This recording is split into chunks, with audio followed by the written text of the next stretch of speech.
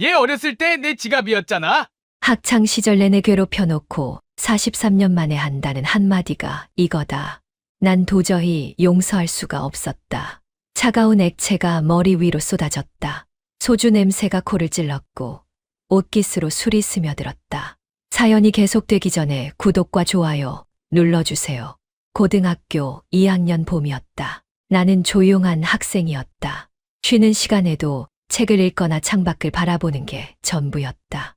친구가 없는 건 아니었지만 깊게 어울리지는 않았다. 그냥 그렇게 하루하루를 보냈다.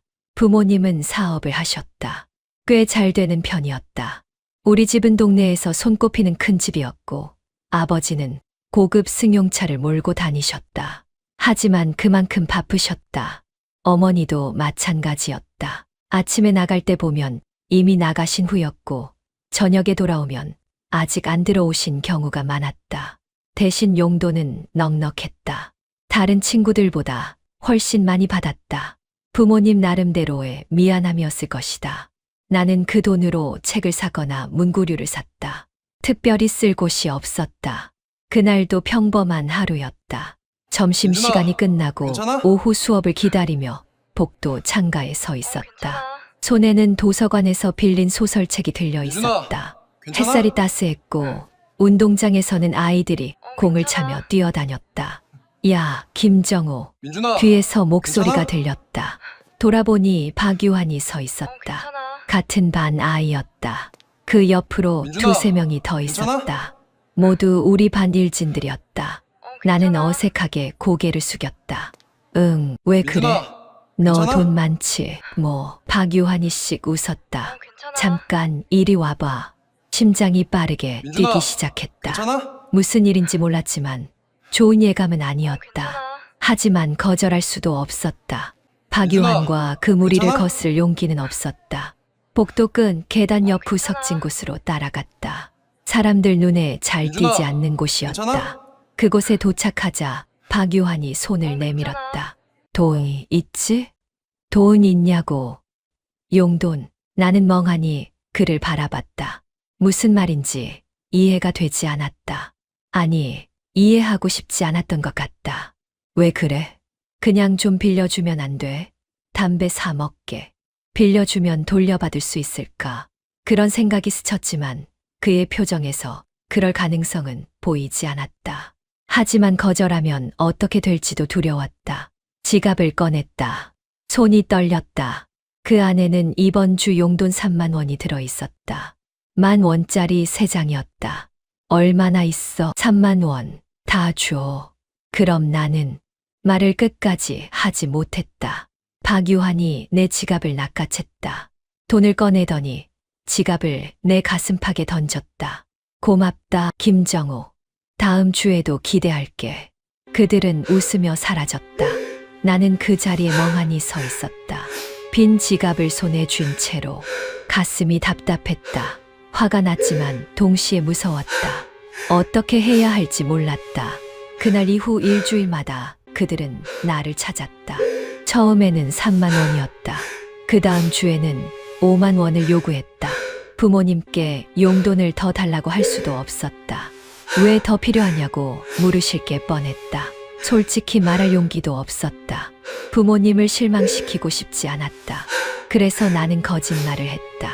학교에서 교재를 사야 한다고, 반회비를 내야 한다고, 온갖 핑계를 댔다. 어머니는 의심 없이 돈을 주셨다. 그 돈은 고스란히 박유한과 그 무리에게로 갔다. 한 달쯤 지났을까? 그날은 돈을 준비하지 못했다. 부모님이 출장을 가셔서 용돈을 받지 못했던 것이다. 박유한이 나를 불렀을 때 나는 떨리는 목소리로 말했다. 미안해. 오늘은 돈이 없어. 박유한은 눈을 가늘게 떴다.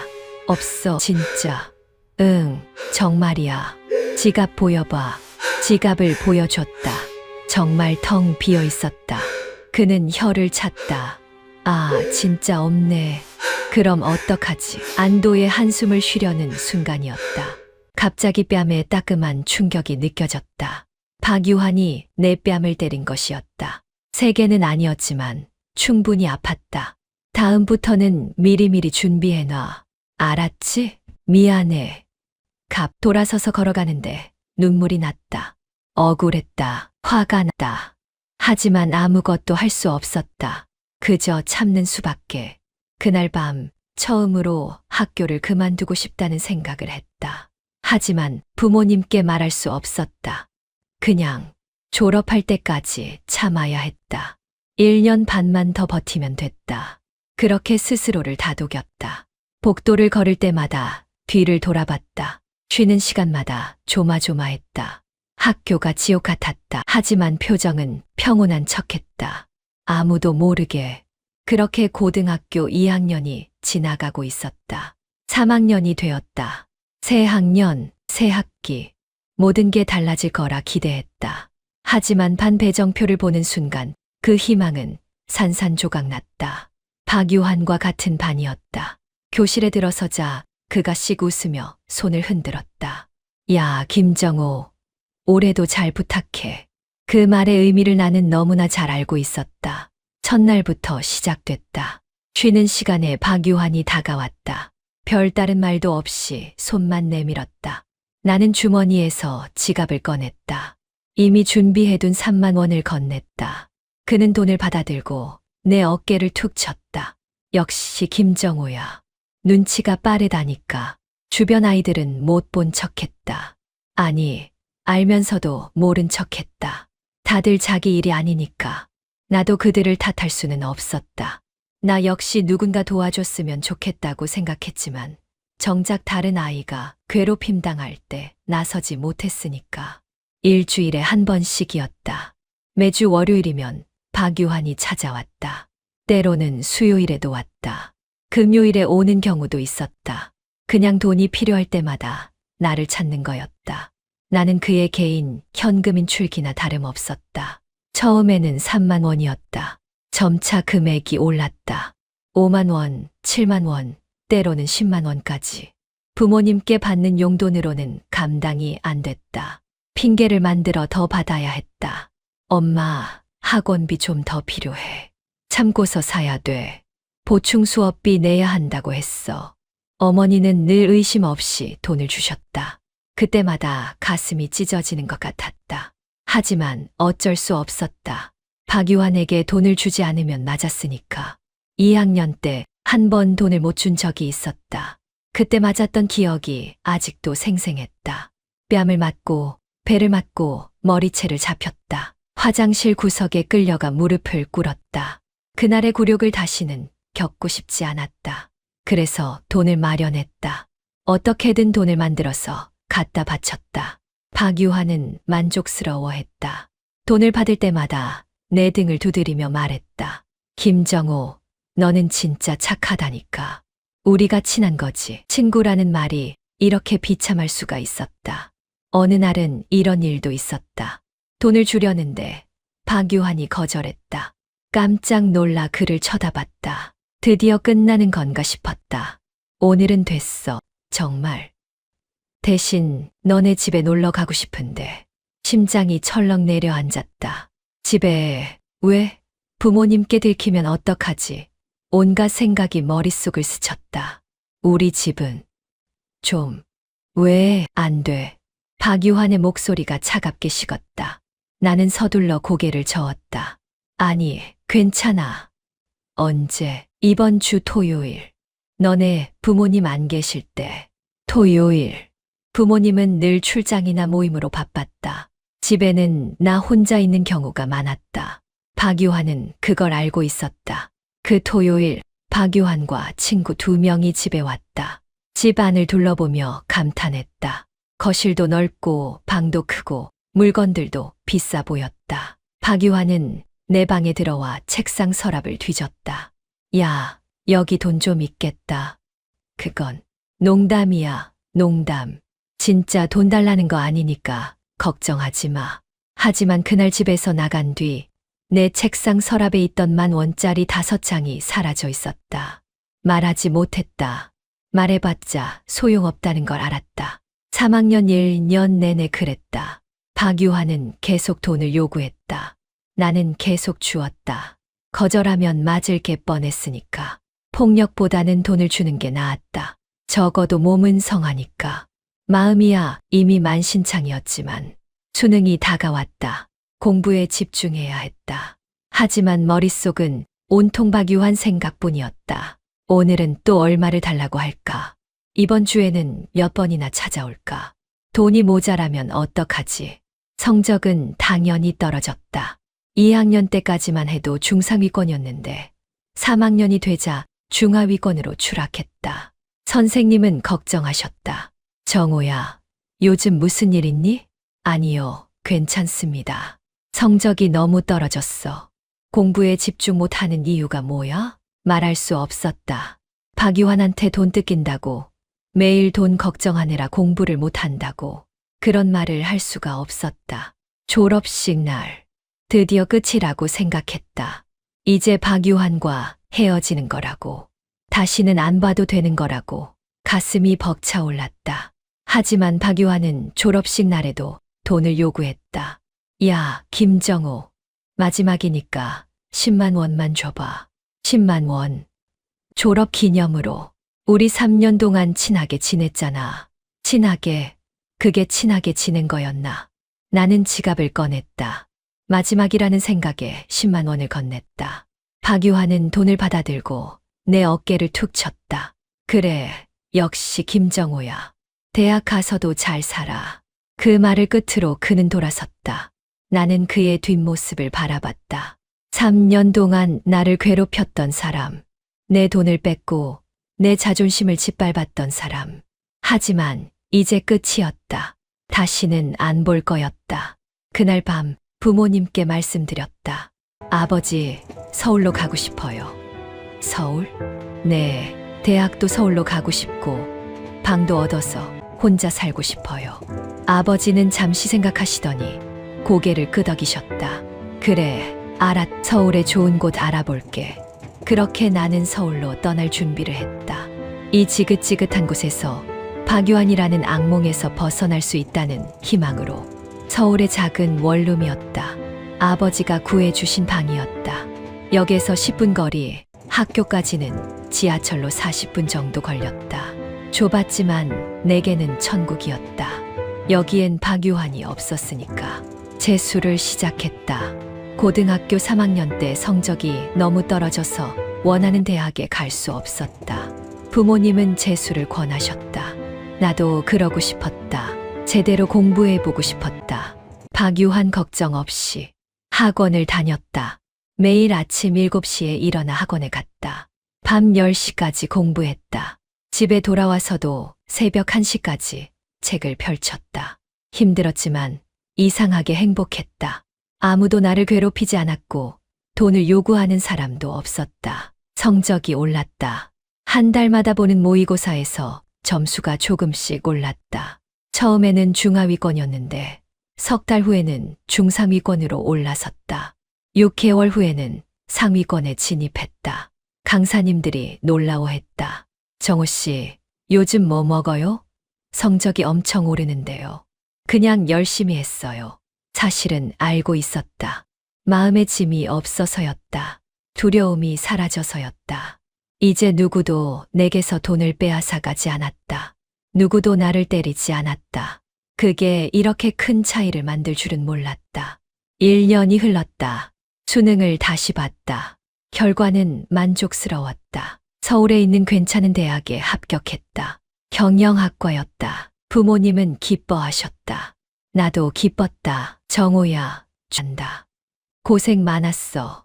감사합니다, 아버지. 대학 다니는 동안에도 그 방에서 지낼 거지? 네, 그럴게요. 고향으로 돌아가고 싶지 않았다. 서울에서 계속 살고 싶었다. 부모님도 이해해 주셨다. 대학 생활이 시작됐다. 친구들을 사귀었다. 진짜 친구들이었다. 내게 돈을 요구하지 않았고 나를 무시하지 않았다.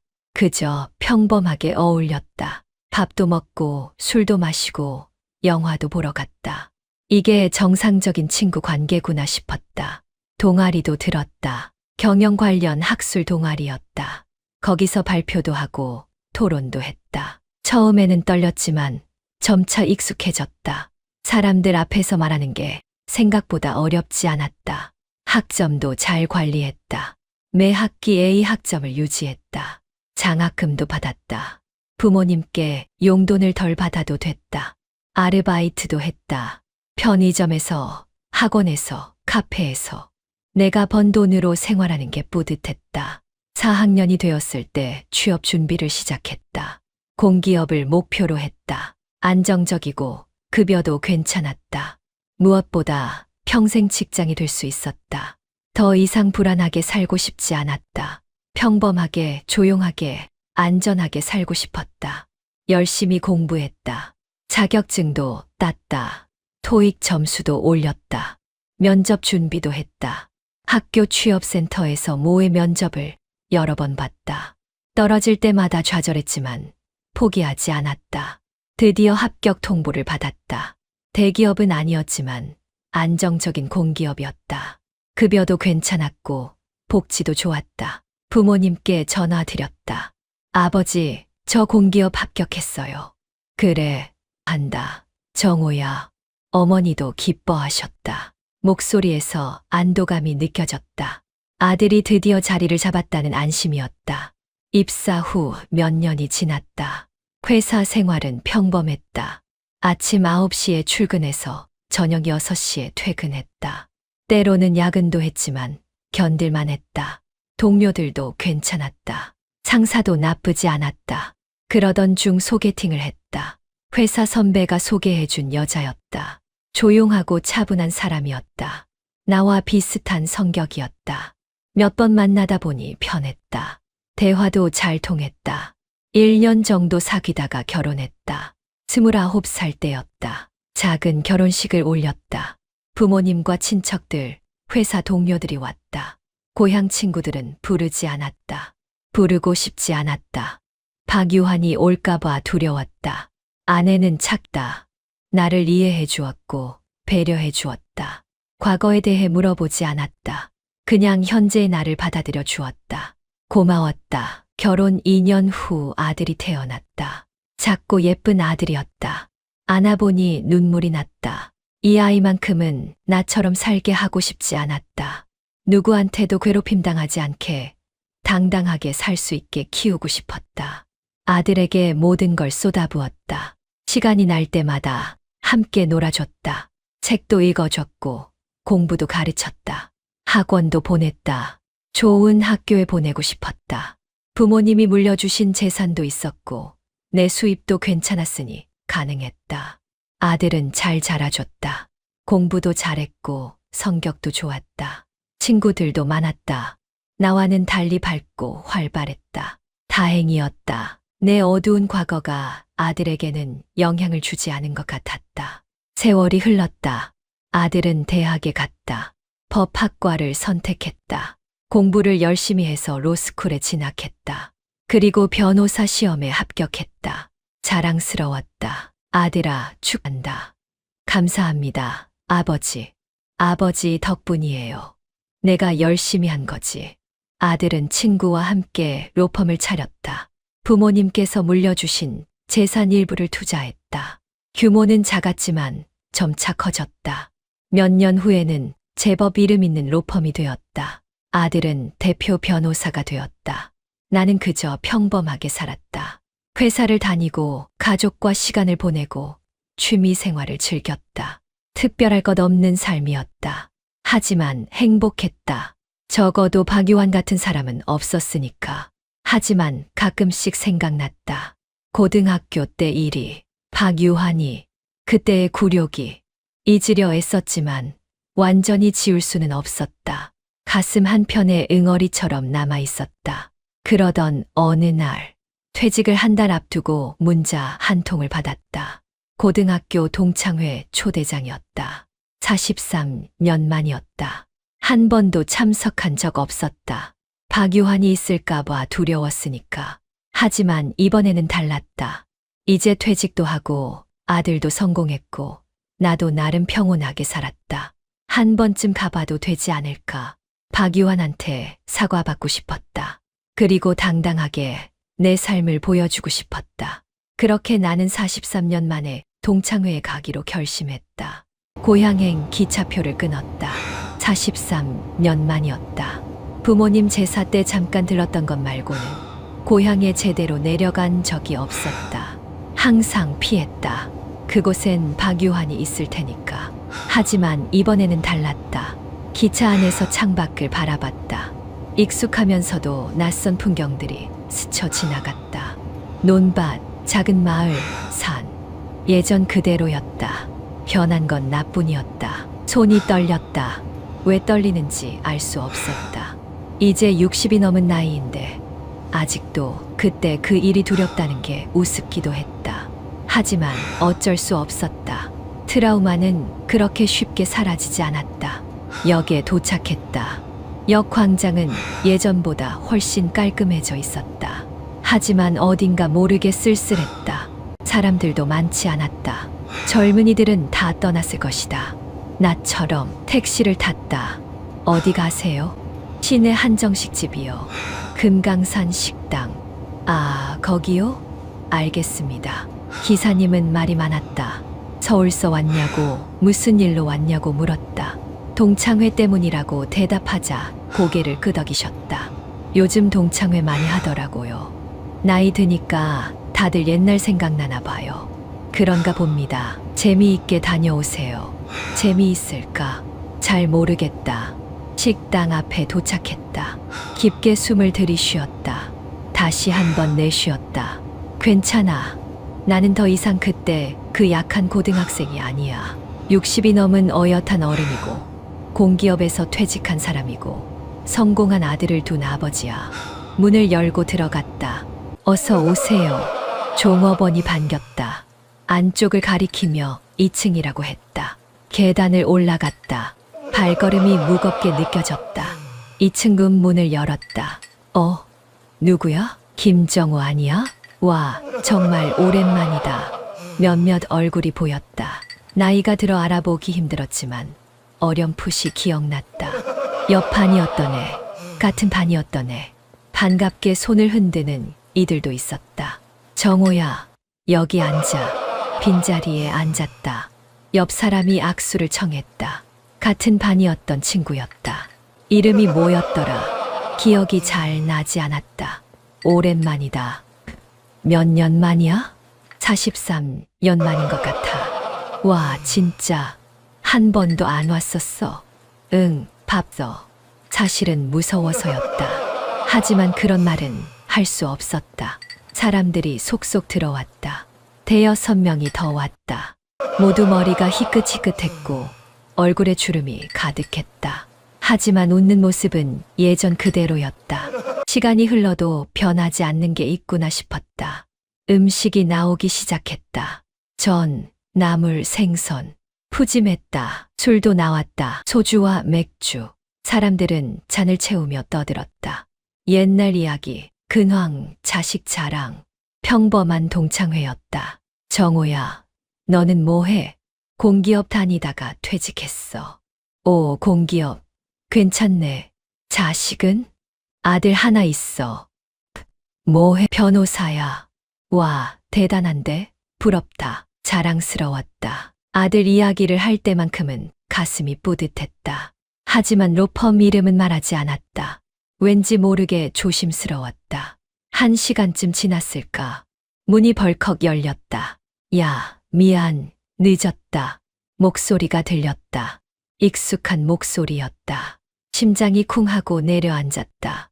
천천히 고개를 돌렸다. 박유환이었다. 43년 만에 보는 얼굴이었다. 머리는 반백이 되었고 배가 나왔고 얼굴에 주름이 깊었다. 하지만 그 눈빛만큼은 예전 그대로였다. 오만하고 거칠고 무례했다. 박유환은 술에 취한 듯 비틀거렸다. 야, 다들 오랜만이다. 사람들이 반겼다. 일부는 환호했고 일부는 어색하게 웃었다.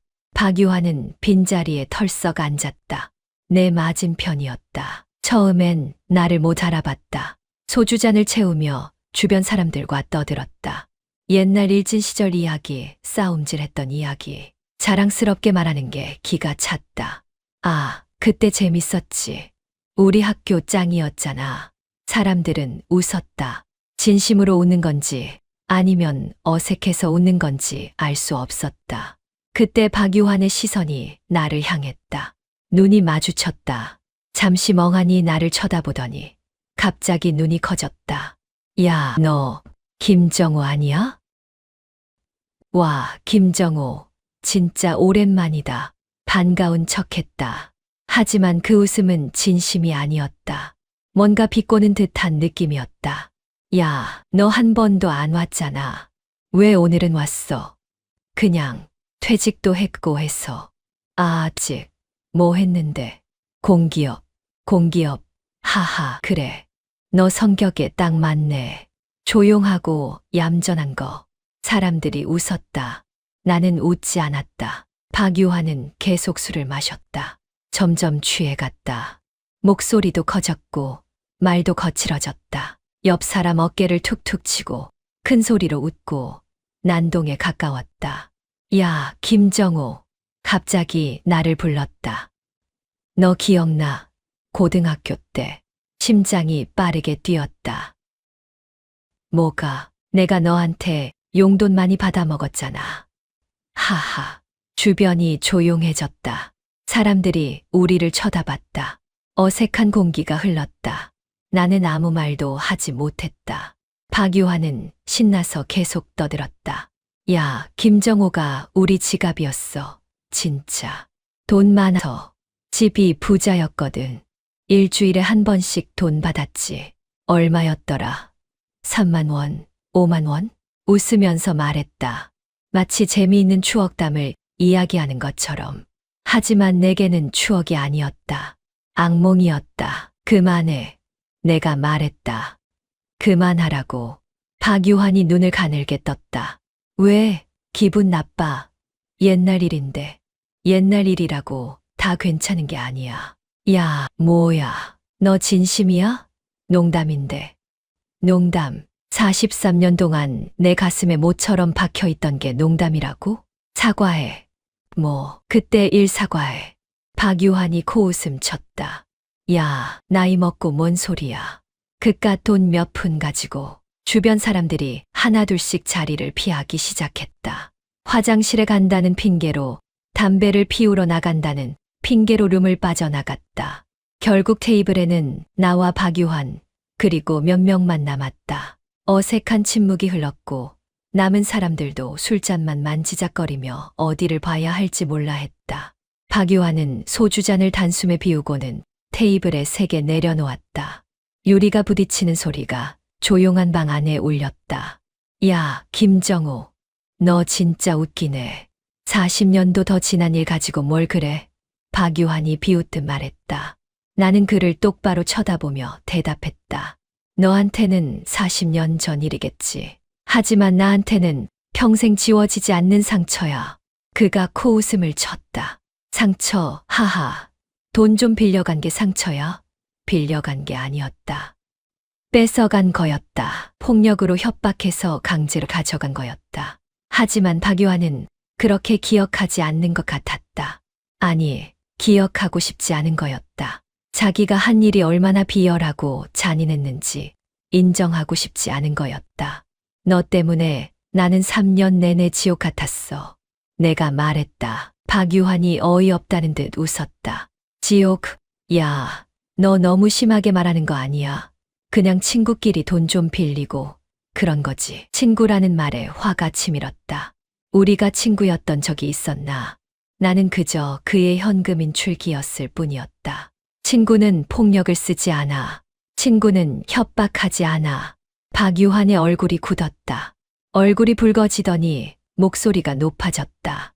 야, 너 지금 나보고 폭력 썼다고? 협박했다고? 사실이잖아. 돈 안 주면 때렸잖아. 박유환이 말끝을 흐렸다. 부정할 수 없었을 것이다. 실제로 그랬으니까. 옆에 있던 친구 하나가 우리 사이에 끼어들었다. 야, 그만해. 옛날 일이잖아. 오늘 좋은 날인데. 하지만 나는 물러서지 않았다. 좋은 날. 나한테는 전혀 좋은 날이 아니야. 나는 박유환을 똑바로 쳐다보며 말했다. 사과해. 그때 일 사과하면 내가 용서할게. 박유환이 비웃었다. 그 웃음은 조롱에 가까웠다. 용서. 너한테 용서를 받아야 해.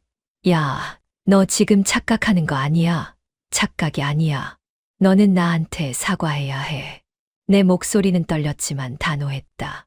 박유환이 갑자기 자리에서 일어났다.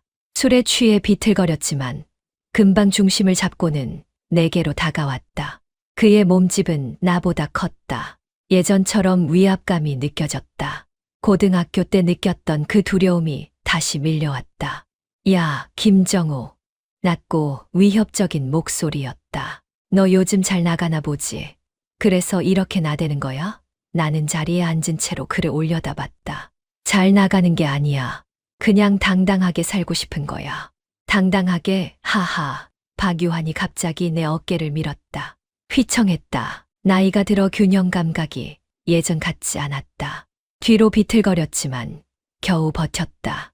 야, 뭐 하는 거야? 옆에 있던 친구가 소리쳤다. 하지만 박유환은 듣지 않았다. 당당하게 살고 싶으면 말을 함부로 하면 안 되지. 너 지금 나한테 사과하래. 어이가 없네. 그가 다시 한번 내 어깨를 밀었다. 이번에는 더 세게. 나는 뒤로 넘어질 뻔했다. 테이블을 잡고 간신히 버텼다. 주변 사람들이 일어나 박유환을 말렸다. 그만해. 너 너무 심한 거 아니야? 하지만 박유환은 멈추지 않았다. 오히려 더 흥분한 듯했다. 너 같은 놈이 뭔데 나한테 사과하래. 옛날에도 찌질했는데 나이 먹어도 똑같네.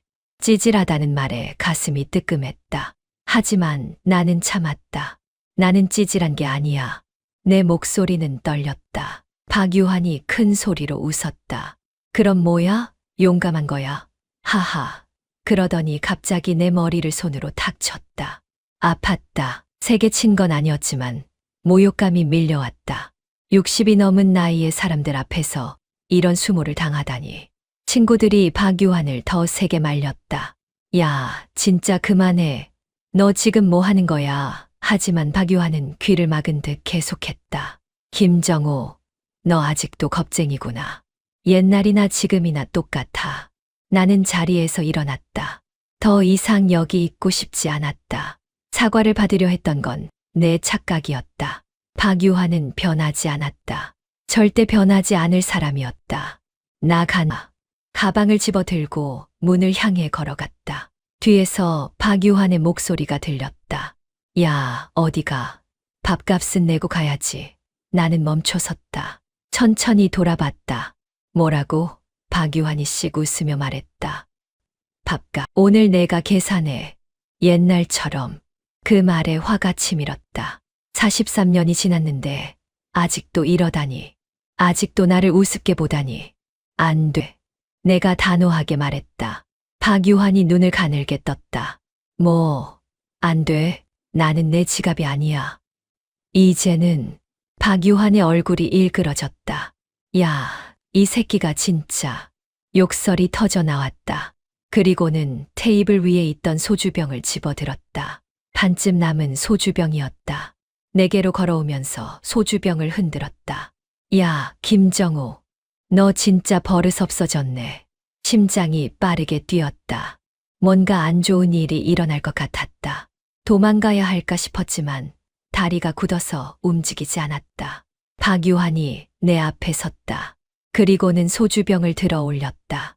내 머리 위로. 야, 정신 차려. 그가 소리치며 소주를 쏟아부었다. 콸콸콸.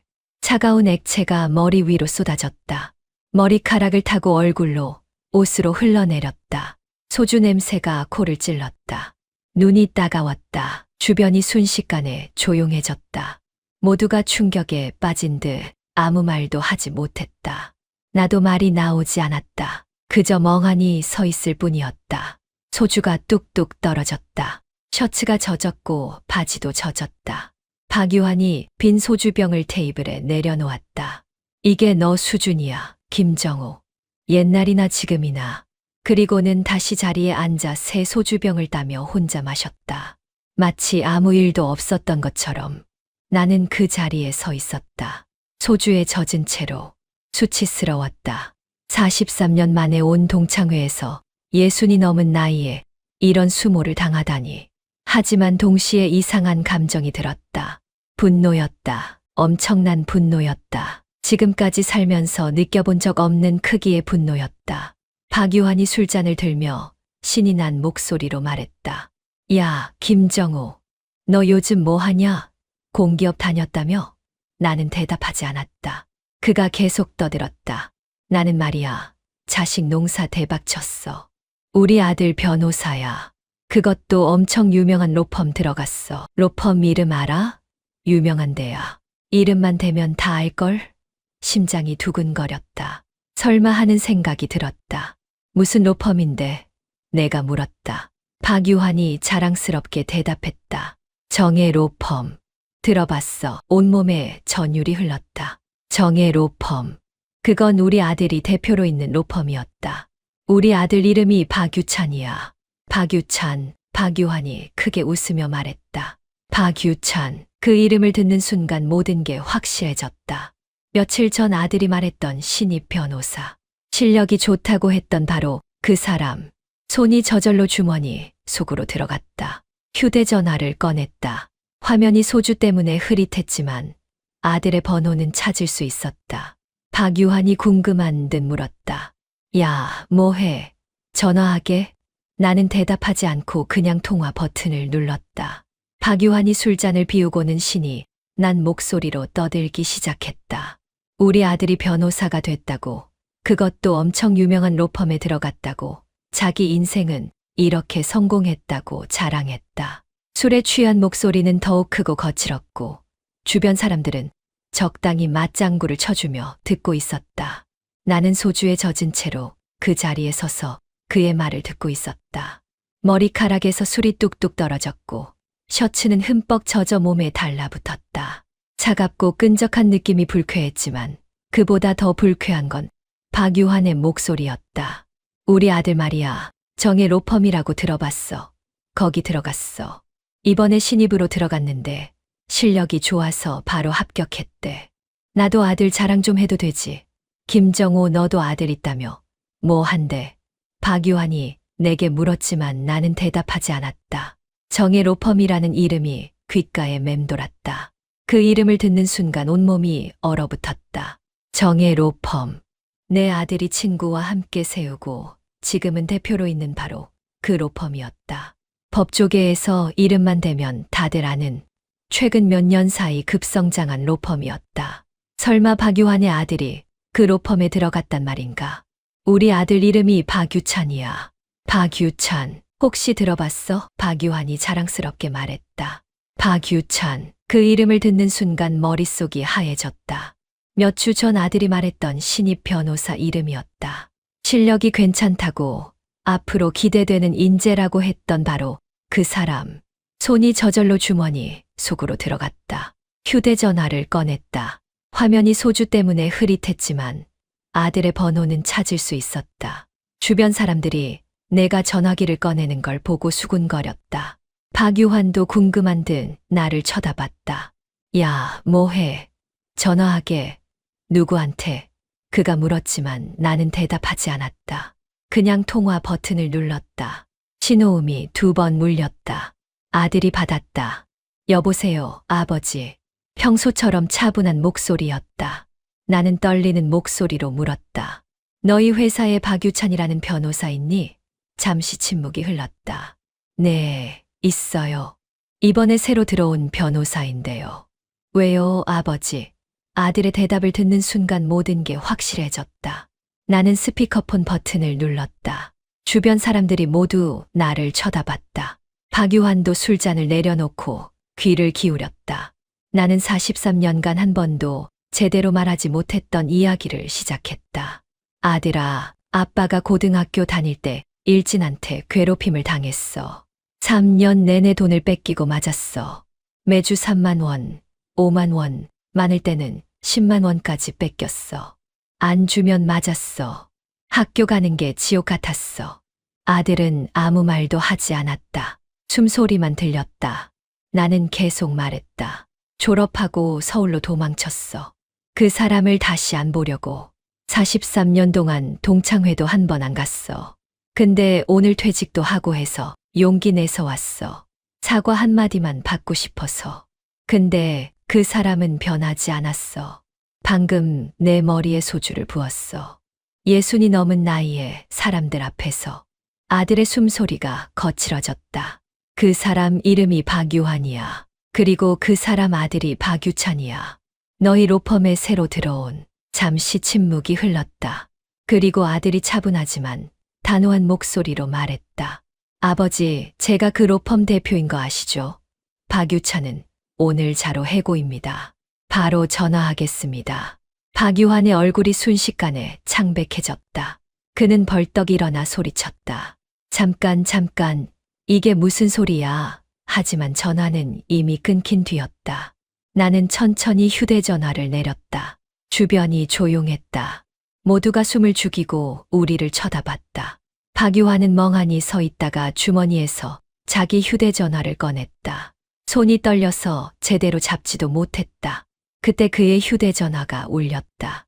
벨소리가 조용한 룸 안에 크게 울려 퍼졌다. 화면에는 아들이라는 글자가 떠 있었다. 박유환은 떨리는 손으로 전화를 받았다. 스피커폰이었다. 앞, 울먹이는 목소리가 들렸다.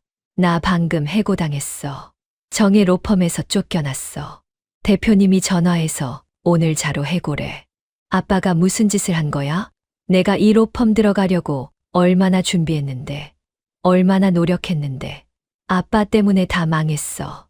박유찬의 목소리는 절규에 가까웠다. 당장 거기 가서 사과해. 무릎 꿇고 빌어. 아빠, 제발. 내 인생 망치지 마. 전화가 끊겼다. 박유환은 휴대전화를 손에 쥔 채 굳어 있었다. 얼굴은 새하얗게 질렸고 입술은 파르르 떨렸다. 그는 천천히 나를 쳐다봤다. 그 눈빛에는 더 이상 오만함이 없었다. 두려움뿐이었다. 박유환은 휴대전화를 손에 쥔 채 멍하니 서 있었다. 아들의 절규가 아직도 귓가에 맴도는 듯했다. 그의 얼굴은 흙빛으로 변했고 이마에는 식은땀이 송글송글 맺혀 있었다. 손이 떨려서 휴대전화를 제대로 잡지도 못했다. 주변 사람들은 숨을 죽이고 우리를 쳐다보고 있었다. 아무도 말을 하지 않았다. 어떤 이는 불편한 듯 시선을 피했고 어떤 이는 박유환을 바라보며 고개를 저었다. 룸 안의 공기가 무겁게 가라앉았다. 나는 여전히 소주에 젖은 채로 서 있었다. 차가운 액체가 등을 타고 흘러내렸지만 신경 쓰이지 않았다. 43년을 기다려온 이 순간이 현실인지 꿈인지 분간이 가지 않았다. 박유환이 천천히 나를 향해 걸어왔다. 비틀거리는 걸음이었다. 술 때문인지 충격 때문인지 알 수 없었다. 그는 내 앞에 섰다. 예전처럼 위압적인 모습은 온데간데 없었다. 그저 절박한 표정으로 나를 쳐다볼 뿐이었다. 김정호야. 떨리는 목소리로 내 이름을 불렀다. 반말이 아니었다. 존댓말도 아니었다. 그냥 애원하는 목소리였다. 내 말 좀 들어줘. 나는 아무 대답도 하지 않았다. 그를 가만히 쳐다봤다. 박유환은 입술을 떨며 말을 이었다. 내가 잘못했어. 고등학교 때 정말 잘못했어. 미안해. 사과였다. 43년 만에 듣는 사과였다. 하지만 이상하게도 아무런 감동이 없었다. 너무 늦었고 너무 형편없었다. 진심이 담기지 않은 사과였다. 그저 아들 때문에 급한 마음에 던진 말일 뿐이었다. 내가 어렸을 때 철이 없었어. 정말 미안해. 내가 얼마나 힘들었을지 이제야 알겠어. 박유환이 계속 말했다. 목소리는 점점 더 떨렸다. 제발 용서해줘. 응, 우리 아들만은. 아들은 잘못이 없잖아. 아들 인생 망치지 말아줘. 결국 본심이 드러났다. 나한테 미안해서가 아니었다. 아들이 걱정돼서였다. 자기 아들의 미래가 무너질까봐 두려워서 사과하는 거였다. 나는 여전히 말이 없었다. 그저 그를 바라보기만 했다. 박유환의 눈에 눈물이 맺혔다. 60이 넘은 남자가 울먹이고 있었다. 김정호야, 제발. 내 아들한테 전화해줘. 우리 아들 다시 받아달라고 해줘. 응, 제발. 그의 목소리는 거의 울음에 가까워졌다. 주변 사람들이 수군거렸다. 에이, 박유환이 너무했지. 그러게 고등학교 때 그렇게 괴롭혔으면서 자기 아들 일이니까 저렇게 빌지. 진심으로 미안해서 그러는 게 아니야. 사람들의 말이 들렸다. 박유환도 들었을 것이다. 그의 얼굴이 더욱 굳었다. 하지만 그는 계속 나만 쳐다봤다. 김정호야, 우리 아들은 정말 착한 애야. 나랑 달라. 나처럼 일진도 아니고 성실하게 공부해서 변호사 됐어. 내가 아는 그 아이는 정말 좋은 아이야. 박유환이 갑자기 무릎을 꿇었다. 털썩 소리가 났다. 사람들이 헉하고 숨을 들이켰다. 60이 넘은 남자가 사람들 앞에서 무릎을 꿇다니. 박유환은 두 손을 모으고 빌었다. 제발 용서해줘. 내가 잘못했어. 정말 잘못했어. 내 아들한테 부탁해줘. 우리 아들만은 살려줘. 나는 그를 내려다봤다. 고등학교 때 나를 괴롭히던 그 박유환이 지금 내 앞에 무릎을 꿇고 있었다. 43년 전 내가 당했던 굴욕을 지금 그가 겪고 있었다. 이상한 감정이 밀려왔다. 통쾌함도 있었고 슬픔도 있었고 허무함도 있었다. 하지만 가장 큰 감정은 냉정함이었다. 나는 차가운 목소리로 말했다. 일어나. 박유환이 고개를 들었다. 희망에 찬 눈빛이었다. 정말 용서해 주는 거야? 아니. 내 대답에 그의 얼굴이 무너졌다. 나는 너를 용서하지 않을 거야. 김정호야, 제발. 내가 43년 동안 얼마나 고통스러웠는지 너는 몰라. 밤마다 악몽을 꿨어. 내 얼굴이 나타나서 돈을 내놓으라고 했어. 학교 가는 게 무서웠고 사람들 만나는 게 두려웠어. 내 인생에서 가장 행복해야 할 시기를 너 때문에 지옥으로 보냈어. 박유환은 고개를 숙인 채 아무 말도 하지 못했다. 나는 계속 말했다. 너는 방금 전에도 날 우습게 봤어. 소주를 내 머리에 부으면서 웃었어. 진심으로 반성하는 사람이 그럴 수 있어. 너는 지금도 나를 만만하게 보고 있어. 그저 아들 때문에 급해서 빌고 있을 뿐이야. 아니야, 김정호야. 진심으로 미안해. 거짓말하지 마. 내 눈에 다 보여. 너는 지금도 나를 무시하고 있어. 그저 상황이 불리해서 고개를 숙이고 있을 뿐이지. 박유환이 부정하려 했지만 말이 나오지 않았다. 사실이었으니까. 그는 진심으로 뉘우치지 않았다. 그저 상황이 급해서 아들 때문에 빌고 있을 뿐이었다. 내 아들 일은 내 아들이 판단할 거야. 나는 개입하지 않을 거야. 김정호야, 제발. 내 아들이 정말 좋은 사람이라면 다른 로펌에서도 인정받을 거야. 그게 아니라면 그것도 인생이고. 나는 가방을 집어들었다. 더 이상 이곳에 있고 싶지 않았다. 박유환은 여전히 무릎을 꿇은 채로 나를 붙잡으려 했다. 김정호야, 가지마. 제발. 하지만 나는 그의 손을 뿌리쳤다. 문을 향해 걸어갔다. 뒤에서 박유환의 울음소리가 들렸다. 김정호야, 제발, 제발. 나는 뒤돌아보지 않았다. 문을 열고 나갔다. 복도로 나오자 갑자기 다리에 힘이 풀렸다. 벽에 기대어 서서 깊게 숨을 들이쉬었다. 온몸이 떨렸다. 43년 동안 쌓였던 감정들이 한꺼번에 밀려왔다. 분노, 슬픔, 억울함, 그리고 해방감. 나는 천천히 계단을 내려갔다. 식당 밖으로 나오니 차가운 밤 공기가 얼굴을 스쳤다. 소주 냄새가 여전히 났지만 상관없었다. 나는 하늘을 올려다봤다. 별이 보였다. 오랜만에 보는 별이었다. 마음 한편이 가벼워진 것 같았다. 집으로 돌아가는 기차 안에서 나는 창밖을 바라봤다. 어둠 속으로 풍경들이 빠르게 지나갔다. 소주 냄새가 여전히 옷에서 났지만 개의치 않았다. 오히려 그 냄새가 오늘 있었던 일이 현실이라는 걸 증명해 주는 것 같았다. 휴대전화가 울렸다. 아들이었다. 나는 전화를 받았다. 아버지, 괜찮으세요? 아들의 목소리에는 걱정이 가득했다. 응, 괜찮아. 지금 서울 가는 기차 아니야. 박유환 씨한테서 전화 엄청 왔어요. 문자도 수십 통 보냈고요. 아들 살려달라고, 다시 기회를 달라고. 나는 잠시 침묵했다. 아들이 물었다. 아버지, 뜻대로 하겠습니다. 어떻게 할까요? 나는 천천히 말했다. 아들아, 박유찬 변호사는 내가 판단해. 나는 개입하지 않을게. 그래도 아버지를 그렇게 괴롭힌 사람의 아들인데요. 박유찬은 아버지의 잘못과는 별개야. 내가 변호사로서 그 사람의 실력과 인성을 봤을 때 로펌에 필요한 사람이라면 다시 받아도 돼. 하지만 그렇지 않다면 그냥 해고를 유지해. 내 감정 때문에 내 판단을 흐리지 마. 아들은 잠시 생각하다가 말했다. 알겠습니다, 아버지. 제가 잘 판단하겠습니다. 그런데 아버지 정말 괜찮으세요? 그 일을 저한테 말씀하실 때 얼마나 힘드셨을지. 괜찮아. 오히려 속이 시원해. 43년 동안 혼자 품고 있던 걸 드디어 내놓았으니까. 전화를 끊고 나는 다시 창밖을 바라봤다. 마음이 편안했다. 며칠 후 아들에게서 연락이 왔다. 박유찬과 면담을 했다고 했다. 박유찬은 아버지가 한 일을 전혀 몰랐다고 했다. 오히려 아버지의 과거를 알고 충격을 받았다고 했다. 그리고 진심으로 사과하고 싶다며 편지를 써왔다고 했다.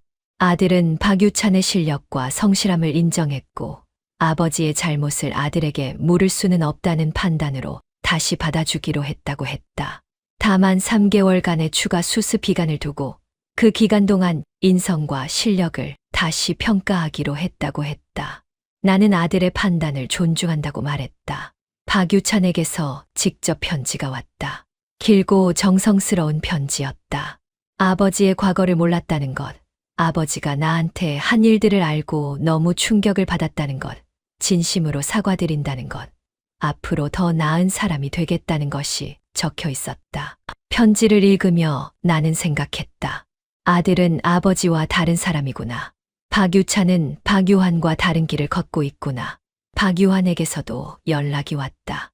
문자였다. 김정호, 정말 미안하다. 내가 젊었을 때 정말 잘못했다. 평생 반성하며 살겠다. 아들을 다시 받아준 내 아들에게 감사하다고 전해줘. 나는 답장하지 않았다. 할 말이 없었다. 용서할 생각도 없었고, 그렇다고 더 복수하고 싶지도 않았다. 그냥 내 인생에서 그를 지우고 싶었다. 그 후로 박유환에게서 더 이상 연락은 오지 않았다. 동창회 친구들에게서는 가끔 연락이 왔다. 그날 일이 너무 충격적이었다고, 박유환이 그런 짓을 했는지 몰랐다고, 미안하다고 했다. 나는 괜찮다고, 이제 다 지나간 일이라고 대답했다. 어떤 친구는 박유환이 요즘 많이 조용해졌다고 전했다. 동창 모임에도 나오지 않고 술도 끊었다고 했다. 아들 일로 정신을 차렸는지도 모른다고 했다. 나는 평범한 일상으로 돌아왔다. 퇴직 후에 여유로운 생활을 즐겼다. 아내와 함께 여행도 다녔고 취미 생활도 시작했다. 오랜만에 책도 읽고 친구들도 만났다. 신기하게도 마음이 한결 가벼워진 것 같았다. 43년간 짊어지고 있던 짐을 내려놓은 것 같았다. 밤의 악몽도 줄어들었다. 예전에는 일주일에 2~3번은 박유환이 나타나는 꿈을 꿨는데 이제는 거의 꾸지 않았다. 아내에게 그날 있었던 일을 모두 이야기했다. 아내는 울면서 나를 안아줬다. 왜 그동안 말 안 했어요? 얼마나 힘들었을까. 미안해. 말하기가 부끄러웠어. 이제는 다 괜찮아요. 당신은 잘 견뎠어요. 아내의 품에서 나는 처음으로 편안함을 느꼈다. 어느 날 아들이 집에 왔다. 박유찬이 열심히 일하고 있다고 전했다. 수습 기간 동안 누구보다 성실하게 일했고 다른 변호사들도 그를 인정하기 시작했다고 했다. 아버지, 박유찬은 정말 아버지와 다른 사람인 것 같아요. 인성도 좋고 실력도 있어요. 다행이네. 박유찬이 아버지께 직접 사과하고 싶다고 하는데 어떻게 할까요? 나는 고개를 저었다. 아니야. 만날 필요 없어. 박유찬은 박유찬대로 열심히 살면 돼. 나는 이제 그 일을 잊고 싶어. 아들은 고개를 끄덕였다. 알겠습니다, 아버지. 그리고 아들이 말했다. 아버지, 사랑해요. 그리고 존경해요. 그 오랜 시간을 혼자 견디셨다는 게 대단해요. 나는 아들의 어깨를 토닥였다. 고맙다, 아들아. 너 같은 아들을 둬서 아빠는 행복해. 시간이 흘렀다. 계절이 바뀌고 또 바뀌었다. 나는 평온한 일상을 살았다. 가끔 고등학교 시절을 떠올리기도 했지만 이제는 고통스럽지 않았다. 그저 내 인생의 한 부분이었다는 생각이 들었다. 힘든 시기였지만 그 시기를 견뎌냈고 결국 이렇게 행복한 삶을 살게 됐다. 박유환은 어떻게 살고 있을까 궁금하지 않았다. 그의 인생은 그가 선택한 결과였다. 나쁜 씨앗을 뿌린 사람은 결국 나쁜 열매를 거두게 되어 있다. 나는 좋은 씨앗을 뿌리려 노력했고 좋은 열매를 거두었다. 아들은 훌륭하게 자랐고 아내는 여전히 내 곁에 있고 나는 평온한 노후를 보내고 있다. 이것으로 충분했다. 어느 날 저녁 아내와 함께 산책을 하며 나는 말했다. 여보, 나 이제 정말 행복해. 갑자기 왜요? 그냥 옛날 일들을 다 내려놓으니까 마음이 편해. 아내가 내 손을 꼭 잡았다. 당신은 강한 사람이에요.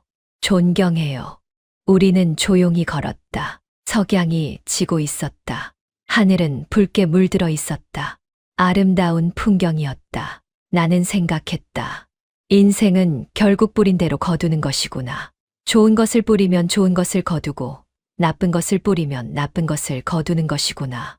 박유환은 폭력과 괴롭힘을 부렸고 결국 아들을 통해 그 대가를 치렀다. 나는 인내와 성실함을 부렸고 행복한 가정과 성공한 아들을 거뒀다. 이것이 인생이구나. 나는 아내의 손을 꼭 잡고 집으로 향했다. 마음이 따뜻했다. 43년의 응어리가 드디어 풀린 기분이었다. 이제 정말로 새로운 인생을 살 수 있을 것 같았다.